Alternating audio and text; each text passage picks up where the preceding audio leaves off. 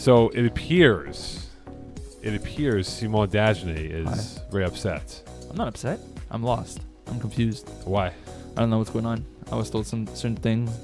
Apparently, I was wrong. We're here. We're live. Welcome Hi, back. I'm Welcome into the Calling the Audible 4A and 4B. Simon had one job to do. What? That was to get back on time to Montreal for his game on Monday, which was a failure altogether. It's not Div 4 related. We'll talk about that later on. I know. Simon Dagenet to my immediate left. You had one job yesterday and you couldn't do it.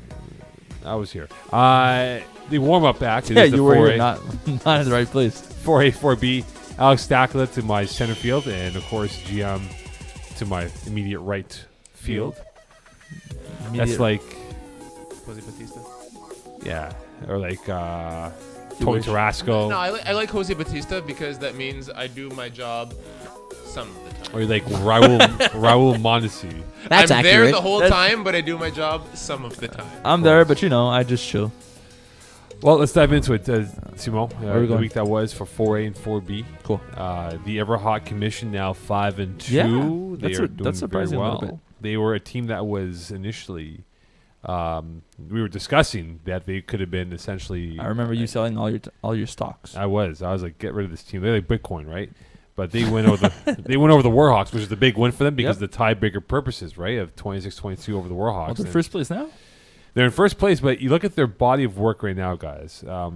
They beat Warhawks, which is a big one. Chris Olsen had a great game himself, but they. So, Yes. just before you continue, Yes. are you now, since we had that discussion, 26, are you now going to give this credit to Chris Olsen? Like, Oh, they we'll weren't find winning. out. We'll They find out.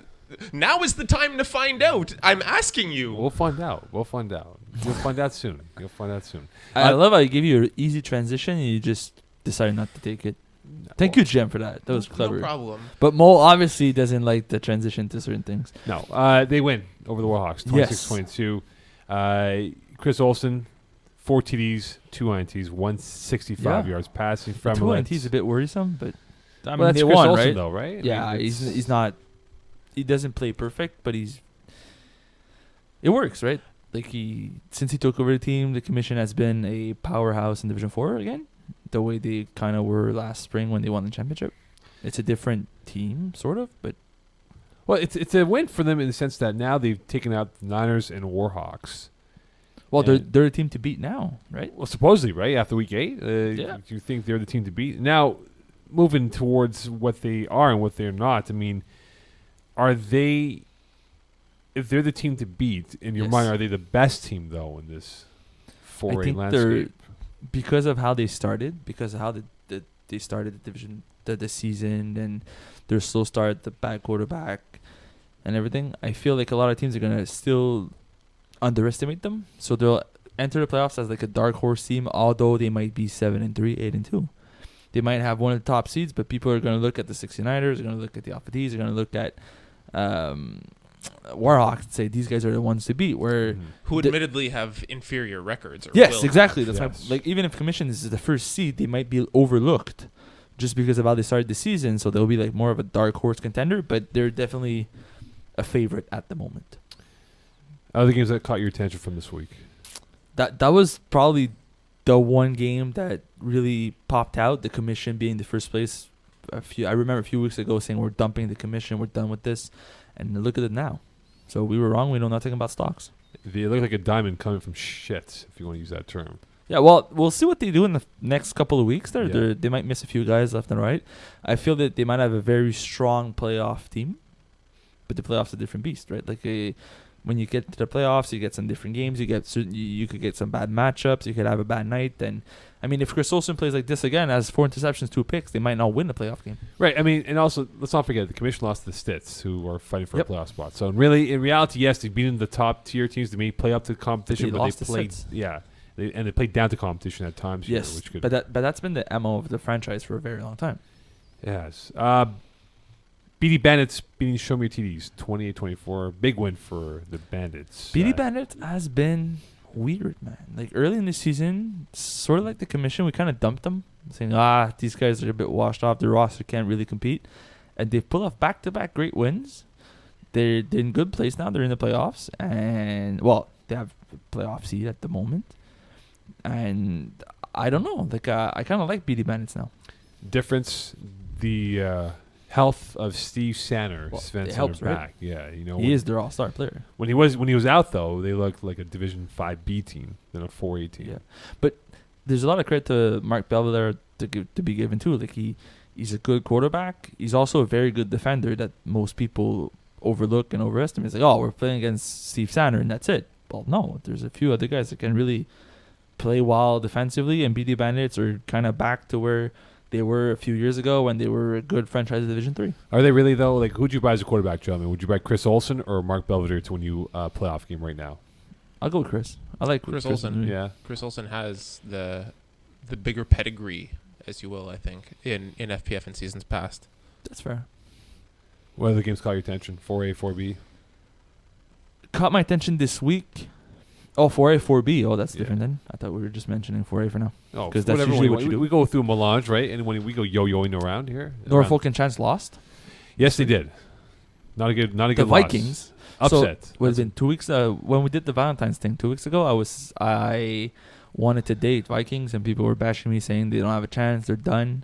And look at them now. They beat probably the strongest team in 4B. Well, if you take into consideration, NIC had a 4-score lead. Look at the reaction to It's Simon worse. Dagenet. Oh my god. No, but it's worse. It is the worst. Like it's even more impressive for Vikings. Dan Lazare, who score kept the game, he goes, "Bro, I've never seen a game where you have a 4-score lead and you lose." So 25-0 and you lose 30 to Top 25. sauce last night, but that's a different division. 3 scores. 3 scores. Yeah, that's.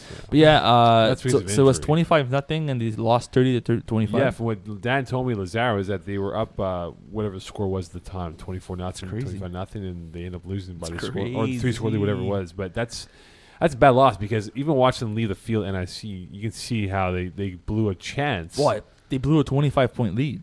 We're not talking, oh, it was 12-0, the other team wasn't ready. Yeah. Or we had a 12-point lead and I threw a bad interception, and next thing you know, we're catching up to them.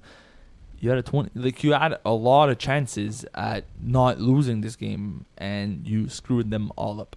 Yeah, no, it's That's like 5 bad drives in a row. it's a bad loss, man. That can really hurt their playoff hopes too. I mean, I'm not too worried about. well, Norfolk think and about Chance. it though, guys. We've seen teams now in particular where in the last 2-3 weeks of the year you might be say a four seed, and you lose to a team like you did in the fashion you did, drop to a 7, and you end up playing like a real powerhouse number 2 seed, and that's not what you want at this point in the playoffs. No, I agree, but I still believe that Norfolk and Chance is one of the toughest matchup for any team in Division 4B.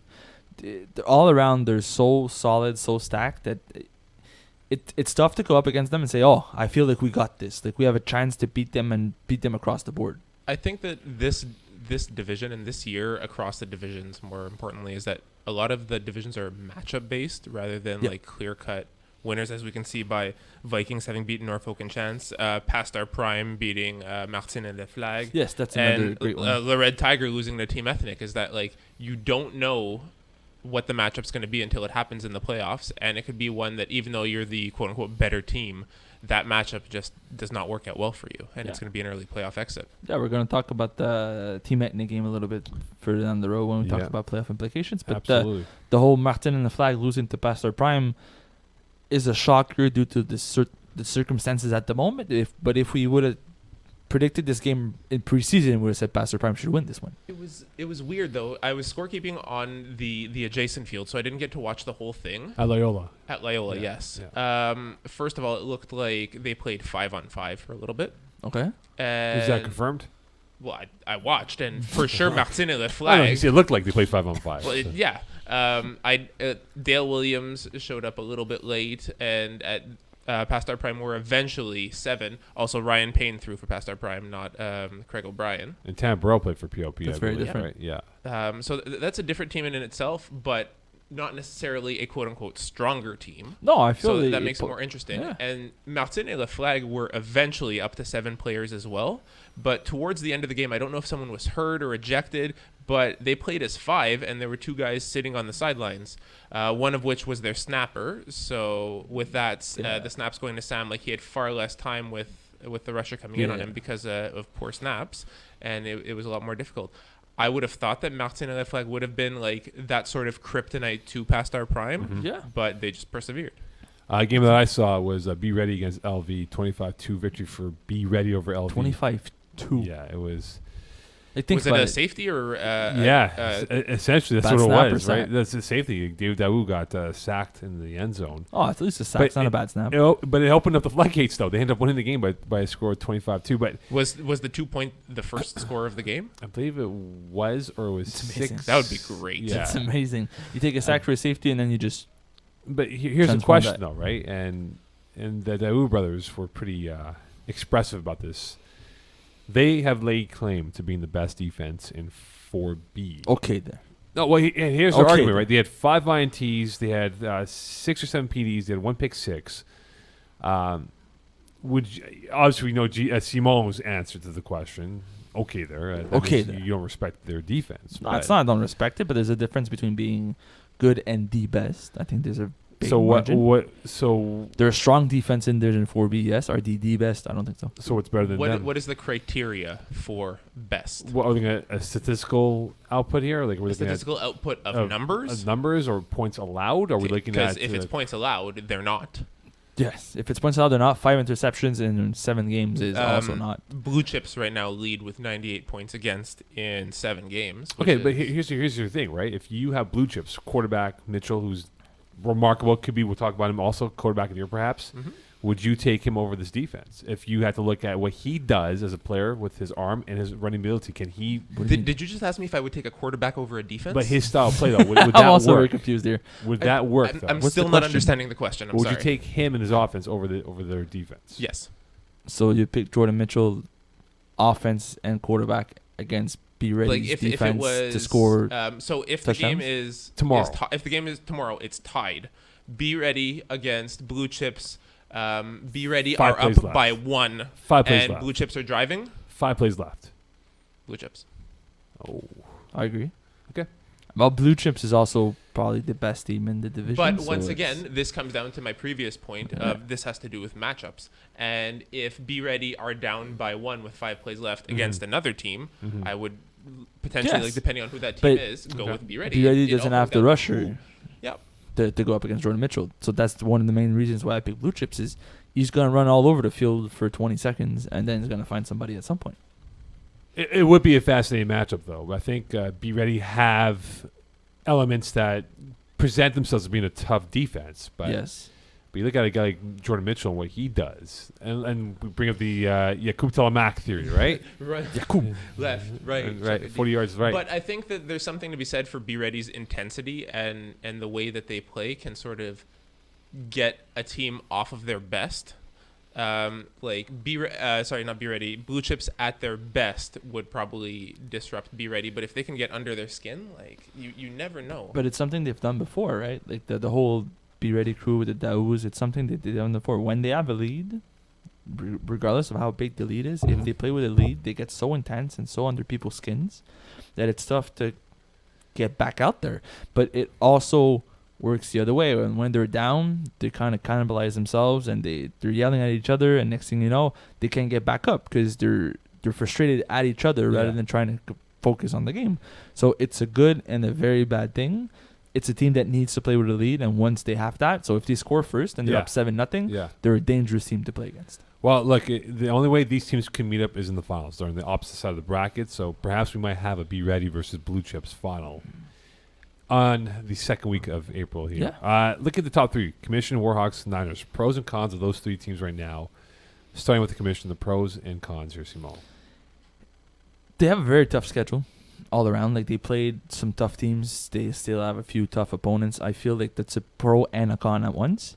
It's a con because their record they have a lot of points. They haven't scored the most points, but it's also a pro because you've played all the tough teams. So when you get into the playoffs, you're bad already. You know what you're facing. You face the good teams, and there's a chance you face the same team you've played against before, so you kind of know what to expect. So it plays in your favor, but at the same time, if you look purely on stats, it doesn't look as pretty as some of the teams have easier schedules. I look at Commission and I say they have the talent when they're on time, which has never happened before. Guys are late. Guys are late. But it has happened in seasons past. Well, okay. Right now, gentlemen, would you take this Commission team over the spring title No. run. No. No, of course not, right? But this is probably the closest that Brent will have in terms of a But talent. that spring team playing Division C, which is stronger than the 4A they're playing. And currently. he had better talent to work with. Well, yeah, but the team was stronger in a stronger division. Yeah. It's like comparing a Division 2 team to a Division 3 team. It's not the same. You're not comparing apples. Okay. So in this case, yes, this is probably the strongest winter team the commission has had in a long time, but it's not the strongest the commission team overall. Warhawks, Niners, pros and cons of the Warhawks. Warhawks, they can score very easily. They have a knack for the deep balls. Fred Maret makes miracles without nothing. They have very good Miracles. players. How? Yeah, it's weird how I'm scorekeeping the game, and I'm a quarterback, and I see the game in a certain way. And Fred Throwing Maret, interceptions? yes, I'm very good at that. Yes. But I don't agree with that because what'll happen? Throw 90s? That Simon does? Not Simon. I thought you meant sure. Fred Millette, not Okay, Simon. yeah, Okay, just making because sure. a fair few of Fred Millette's interceptions come from it's hitting a receiver square Yes. in the chest or off the hands. It goes up in the air and then it gets picked off by a defender. But I find That's he's the Fred streak Maret though. special. Yeah, but I think he's a streak quarterback though. When he's on, he's unbelievable. But when he's off, forget about it. It's like mentally he's given up. Like, Do you guys remember that spring season? I think it was 2015, Were they where in they were 8-0 and they were destroying everybody. In Oh Division B. yes, yes. And then they lost the last 2 games and were and they 1 unraveled. and out in the playoffs. They just unraveled. I feel like that's the Warhawks, where when they're on a hot streak, they're very difficult to play against. Mhm. But when they're on a bad slump, man, it goes south fast. And in South, there's no stopovers at all. It is No. South. They're going straight down, It's and one direct flight. he's going to throw 5 interceptions, and the guys are not going to catch anything, Yeah. and the defense is going to allow 45 points. Mm-hmm. But then the following week, they're going to get 3 picks on defense, and they're going to put up 40. Yes, Eagle, you about to pick up the microphone and say something to us? I was gonna say, do not pass go, do not collect $200 underway sales. Monopoly. Thank you. Okay, cool. Thank you. Thank you for being late on that comment. We haven't touched upon the 69ers yet. Which but- we are now. Yep. Okay. So, pros and I cons. was going to say yeah, the go ahead. con on all 3 of these teams. Go for it. They're all in Conference A. The con is Conference A because they're going to cannibalize each other, unfortunately, come playoff time. That's good. Whereas I like that. we'd see, like, if any one of these teams were in Conference B compared to Conference A, I feel like they would have a much easier time and potentially even a much better win-loss ratio than they have right now. Even though you have 2 6-win teams, you have 2 5-win teams on the other side of the bracket right now. And then a sharp drop-off after that. We have 2 4 wins. I don't disagree with you necessarily, but I don't fully agree neither. I feel like Conference A is stronger towards experience. There's more veteran teams than Conference B. But I do feel some teams in Conference B are underrated simply because we look at their rosters like, oh, okay, their schedule, sorry. Oh, they didn't play anybody. That Okay. 6-1 Mountain Lions record, it's not real. Which we'll talk about, yes. But if they would have played 69ers and they would have won, in my book, then, right? Okay, so in this case, though, one team name. Out of the 3 names, Niners, Commission, and Warhawks, who are the most vulnerable going into the last turn of games into the playoffs? Warhawks. Simone? Agreed. Warhawks. Eagle, you want to chime in? Maybe? We No? just said that they're streaky and Yeah. they can unravel at any But- time. So either they make the championship or conference finals and lose in a very close game, or they're one and done, and it's not going to be pretty. Okay, when you look at the body of Conference A, then, and you see some of the teams out there, right? You look at the fact that right now 4 points separate, or pretty much 4 through It's set 7. in stone. The Conference A, it sucks, but the teams that are out, there's no coming back. It's too far. Yeah, but in Conference A, you have 4 through 7. That's 8 points each. They're Mhm. 2 points behind the top 3. Okay, any of those teams, whether it's Alpha T's top season de Montagnard or Mutation, maybe sneak up in there and alter the dynamics of the mountain that we have right now. Personally, I don't think it's going to matter. As Jim touched upon earlier, it's all matchups. If you're a 4th seed or the 5th seed, you're going to play each other anyways. If Mutation climbs a little bit and finishes 5th instead of 7th, Yeah. they're going to have a different matchup, and it might Yeah. not be favorable. It's not But because Mutation's you're higher. given their team, they've been given some good runs. They beat No, Alpha T's earlier. no, that's not what I'm They saying. also Yeah. play the teams below them right now. So Mutation's upcoming games are up and coming, and Brocasian, who are the seeds directly below them, and then they also play this week Les Montagnards, who are directly above them. That might be their only stiffest test they have left on their schedule. So they're going to control their playoff seed and can finish potentially very well. Yeah. Yeah, but even if you do, my point is, even if you're a higher seed, that doesn't mean the matchup is going to be more favorable for you. So I don't think that the seed actually matters in this case. So if you had to pick one team, Tats, top season, Montagnard, or Mutation, as maybe you would ride that horse to the finish line, which one would you take then? The team that has 2 previous championships? No, I'm going with Les Tats? Montagnards. I would hate. Oh, Like, really? I would hate to play the Alphatis because it's the clear favorite, and we all know how strong they could be. They're a tough But out. I would hate to play Les Montagnards this season. They're a tough team that a lot of people don't know about, and Unpredictable. yeah. They're unpredictable. They be commissioned, by the way. If they don't blaze out the way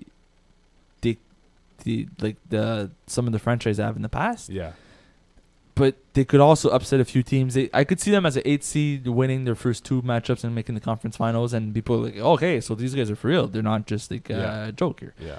I think they're going to be a low seed, and they're going to be a tough out. Well, speaking of low seeds, coming up next, Brent Bakken.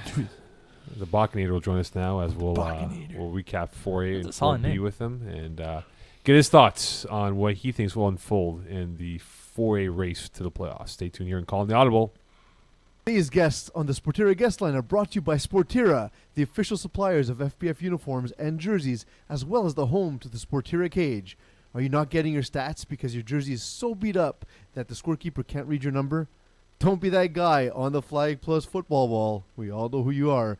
And get yourself or your team a fresh new look today by emailing info@sportira.com for quotes and details.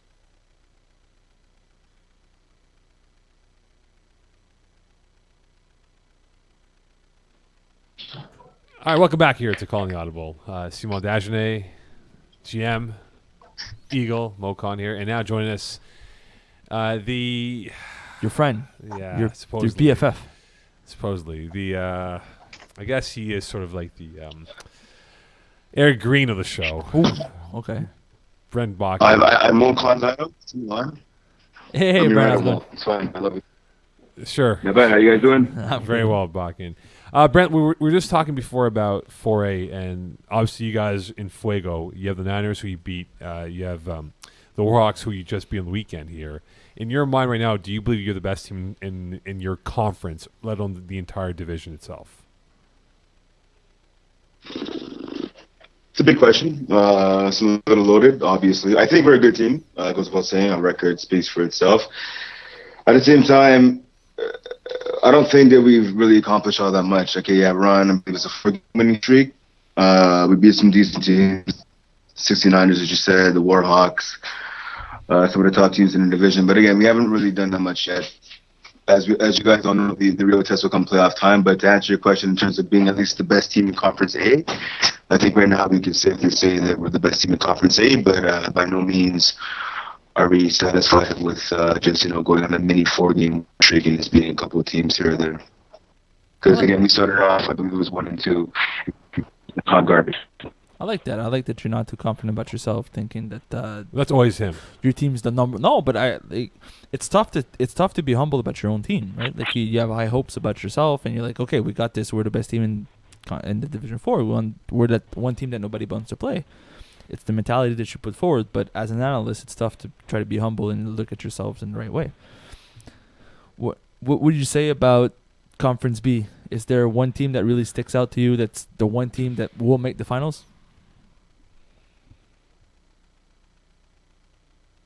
I think Brent Bakken hung up on us. I don't know. Is he there? Brent, are you there?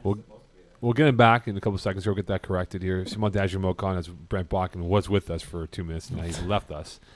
Well, you bring Conference B, right? Yeah, Conference B. Well, there's a How few about teams. Mountain Lions, right? Mountain Lions, Jaeger-Bomb, both 6-1. But Jeremy Rosenberg, you look at his numbers, not a dominating performance on the week, but they have a great defense, though. So are you going to buy that balance of a strong defense and an okay quarterback, or do you need a strong quarterback at this point? Brent's now back with Brent. Are you with us, sir? Brent Bakken? Yeah, I heard you guys the entire time. I'm not sure why you hear me, but okay. Anyways, to answer your question about Conference B, I'm gonna go with the Mountain Lions just because I mean, you look at their defense. They're I believe first in that conference. Yeah, with 120 points. Right. I think we're big. Obviously, a lot of veterans on that team. Kevin Smuda, Rashkovan, Adam Rodman, a lot of household names, if you will. So I think they're the team to beat in B. But again, a team like Jagerbomb, obviously, we have to watch out for a very explosive offense. Veteran team, BD Bandits, Sport Lock. I think it's wide open. Division B, despite the record being more or less the same as A, I think B is, I'd say, the tougher conference. Okay. And yeah, it's a bit more wide open though, I think. All right. Would you buy Jeremy Rosenberg as a quarterback that you would put your money on to perhaps take it to the championship game? He only had, I think, 85 or 90 yards on the week this past week at Hebert. And you mentioned before, strong defense. Can that strong defense carry them to the victory if Rosenberg does not have a good game? I mean, it looks like it so far. I mean, you look at some of the scores they let up. Against the BD Bandits, 12. LOB, the record is pretty bad right now, but they're more talented what the record indicates. 12 points to them, 12 points to the tie. The Sips, what the record is, 24 points is still pretty decent. And top secret, they have them to 6. So to answer your question, if Rosenberg isn't bringing his A game to whatever game he plays in, especially in the playoffs, the defense should be good enough to get the job done. Let me ask you, you're the analyst for Division 4. You write Division 4A, 4B. If we're looking at Division 4B, the Conference A West race, do you think Norfolk and Chance will remain the favorite, or can Be Ready, Martin and the Flag, or even the Red Tigers sneak in? I think in 4B, I think should be the toughest division. I'm rolling, I guess, now with Norfolk and Chance, but I mean, again, like I said, Martin and the Flag are on their backs, so is Be Ready. And the Red Tigers behind. If you're looking at this from an offensive defense perspective, I think Norfolk and Chance best team. Obviously, you look at points scored, points let up, and I think what may separate them as well is even like their play. Obviously, with Rocco Cristiano. He looks to be one of the elite quarterbacks in Division 4B. So I'm going to give the slight edge at least right now to Norfolk and Chance. All right, Brent Bakken, thank you. Oh, Eagle, go ahead. Brent, are you guys in the commission? You have 3 games left. Are you going to start a game with 6 players? I think that means no. He's still laughing. You know what, though? You know what? I got to say, you know what? That's duly noted. And I believe it is 2 games we started off, actually 3 games actually, even against these 6 as well. We started off down because of just coming late or just a mistake on offense, mistakes on defense, whatever. You won every single game. So, I mean, maybe the secret could be starting off a few guys down, starting off a little late. That's the new thing to do. The way to do it. Yes, it is.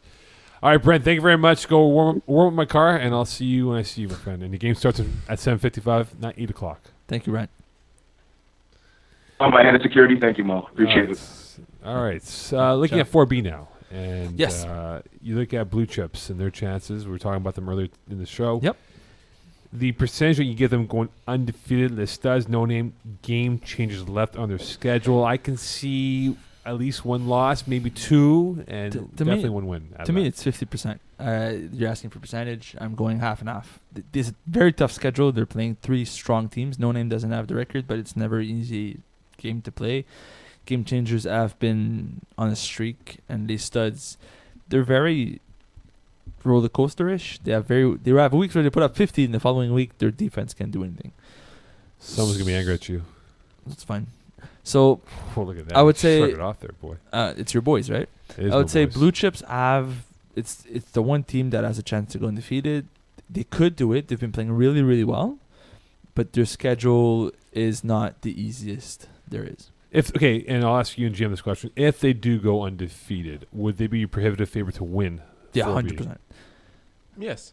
I think even if they don't go undefeated, they're still a favorite to win. Yeah, I agree. If there's and this is my hot take of the day, or at least hot take of the. Do you have any fire in the back hour, of your Eagle? But if there is a team that will prevent Blue Chips from going undefeated, it's a No Name. Oh, that's interesting. Even I like that. That is my hot take. that's a hot take. I like Yeah. that. I like that. But I could see that too. I see from the matchups. aside from Denzel Edie Lowe, We didn't play against yeah, All Hawks. who's going to contain Jordan Mitchell? Even I'm not even Not sure Rob Denzel White. can. Ooh, No, but I he mean had a like bad outing. no, I mean like Denzel Edie Lowe for no name. See, Is the one- like is the only rusher of those three But matchups. Like, they- I don't think they it's have Felix more to play Laflamme for, though. on Le Stud. Yeah. And I don't think that Game Changers even have a consistent rusher. I think they're rotating it up, right? No Name No, has, they have to. He's just not there all the time. yeah. Cool. So that's helpful. But No Name has a lot to play for because they're fighting for a playoff spot. Yep. So they might be in desperation mode by the time they play You know what could Blue be Chips. interesting? Yes. If John Grizzly rushes The Jordan Mitchell. Grizz. That could be Oof. interesting. But, I but, haven't that, but then seen- but then you weaken your secondary, right? Well, Yeah. yes. And is despite being a better athlete, is John Grizzly really a better rusher than Denzel? How about a situational rush? Second and short, third and Situation one. rush, yes. Situational rush, you put in Rob White.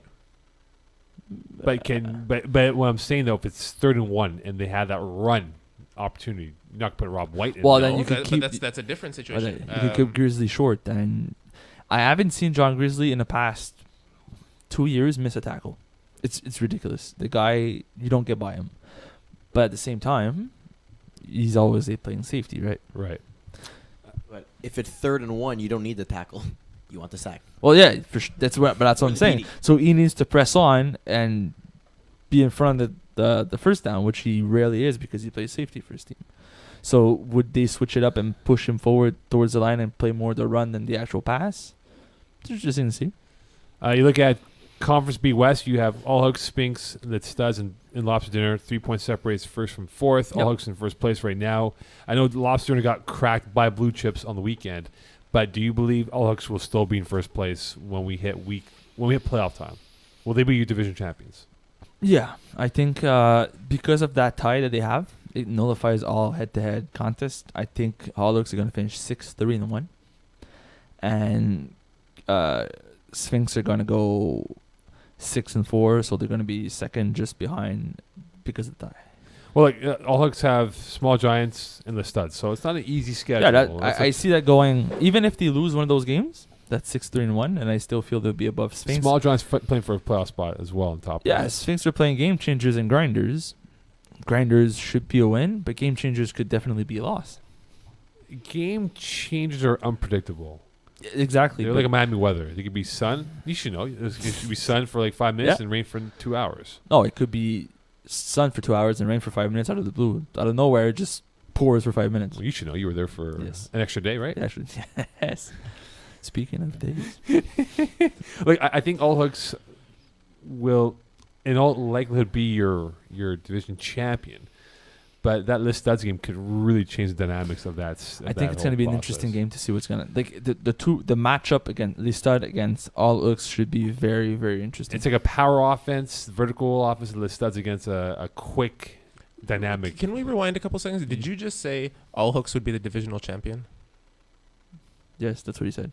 But he meant like the Gotcha. bracket. He Okay. didn't mean like Sorry, the not 4 the champion. division. Yeah, not division Okay. as in like, yeah, I meant their division. No, because Listad is his boys. You can't go against them. No, it's not As that. well as the Conference A powerhouses, which he was talking about last Yeah, yeah, week ad nauseum. Oh, Yeah. yeah, I love those guys. A Squad, that's my team. Oh, yeah? I see. No, that's my It's called team. your team now? Well, I kind of slowly nibbled on them a little bit. I think I like them. They're nice. They're comfortable. You're the worst. Nibbled? Yeah. You nibble at A A little Squad bit somehow. nibbled. I don't know. tasted it, Hey, they're pretty good. Okay. It's like a taste testing, right? Okay. That's what it is. Okay. A Squad all the way through. So let me ask you this, Makai. Yes. We touched upon it earlier. Is Jordan Mitchell your quarterback of the year?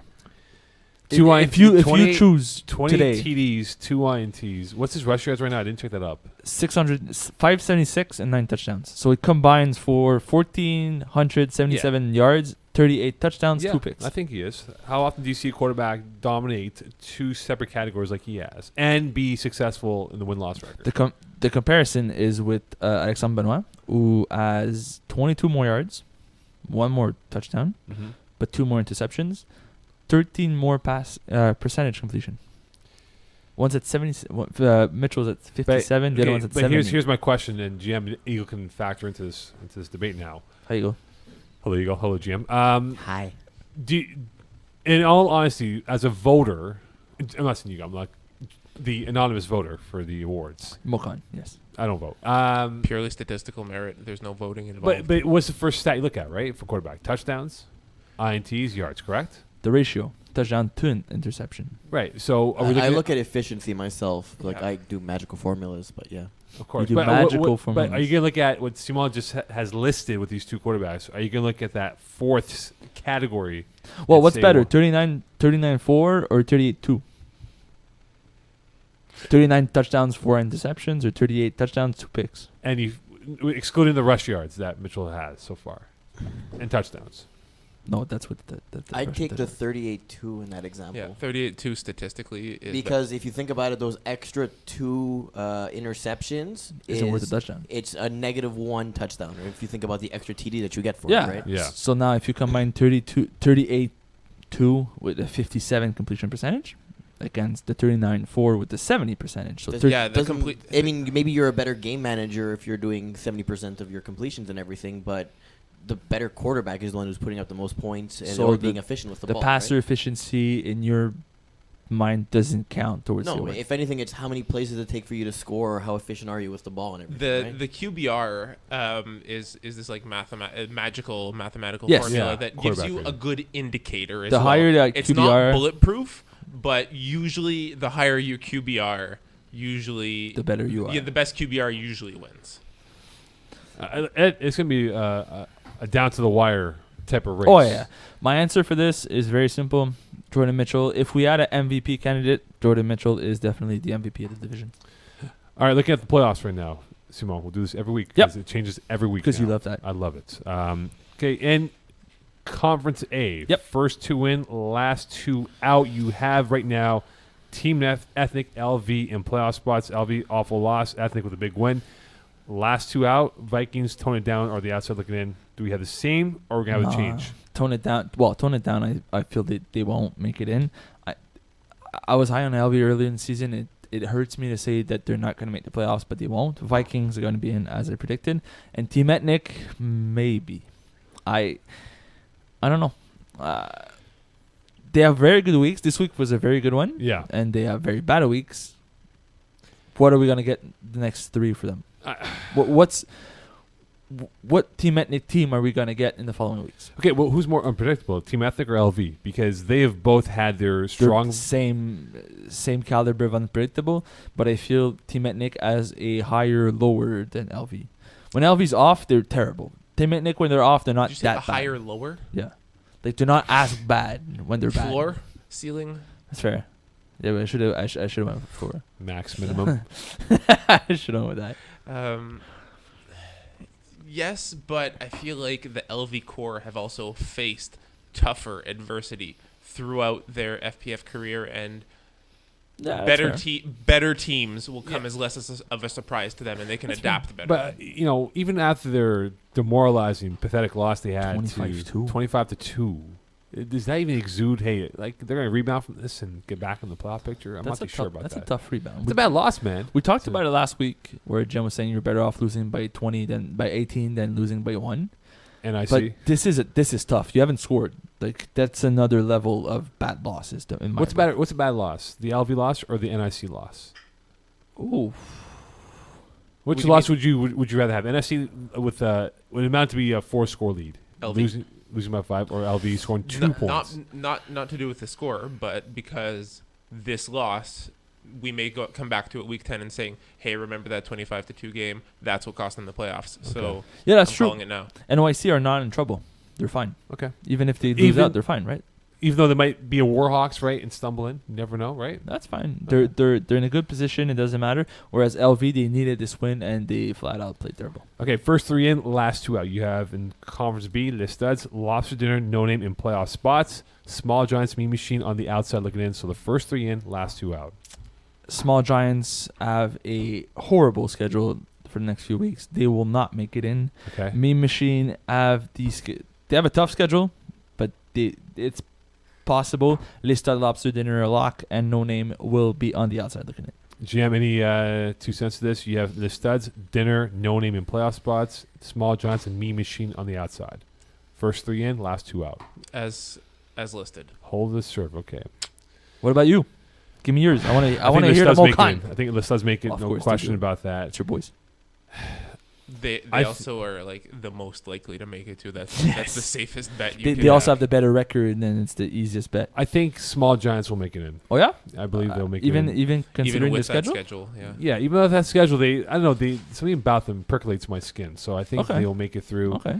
They will be in over lobster dinner, and that leaves me machine no name. I think no name will hold serve, and they'll get in as the last playoff spot. So you no name is going to stay in, and lobster dinner drops It'll out. be out, and then small giants move in. Yes, Eagle. Interesting. Keep in mind, Lobster Dinner and No Name have 8 games played, whereas Small Giants, Me Machine, and Studs are only at 7. Yeah. So there's a Yeah. game at hand over there. That's Yeah. a big deal. That's huge. Yeah. That's a big. But that was four-pointer. my turning point for no name is they only have 2 games left to catch up, which it's tough. All right. It is now time for. Games of the week. That is correct. That was terrible. Sorry, Jim. Here we go. Do That's better. The basement battle. Ooh. Show me your TDs against LOB. Sounds like a real high school thing here. Show me your TDs. Nah, give me LOB. Show me your TDs. I've looked up the stats. They have the worst offense this season.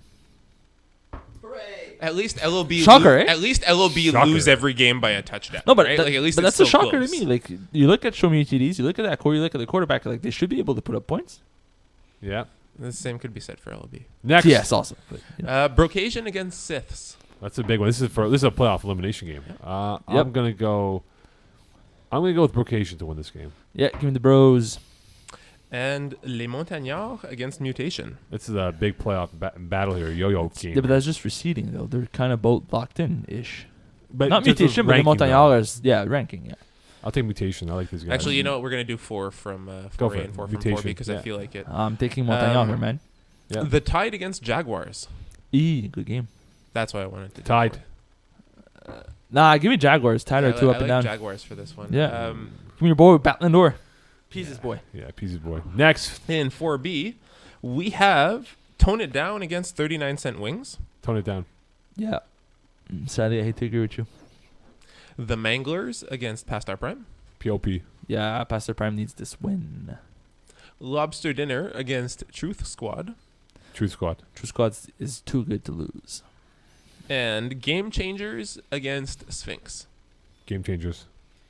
Yeah, I touched upon that earlier. I said Game Changers will win. I'm throwing a game into this. Small Giants versus All Hooks. Small Giants. Nah, no Really? way, man. Yeah. Get out of here, Mokan. No, because Mocon needs to support his Small true. Giants will make playoffs. That's This true. is why I And I picked said it. it was done Damn. schedule, and this bites you in the because you didn't look Small at the- Giants against the grain. because you didn't look at the schedule before you said Doesn't that. matter. Small Giants against the grain. Let's go. Okay, Magic words, please. Where's Peeze? he's coming. He's coming. Good night, Arizona. Why? University of Arizona, man.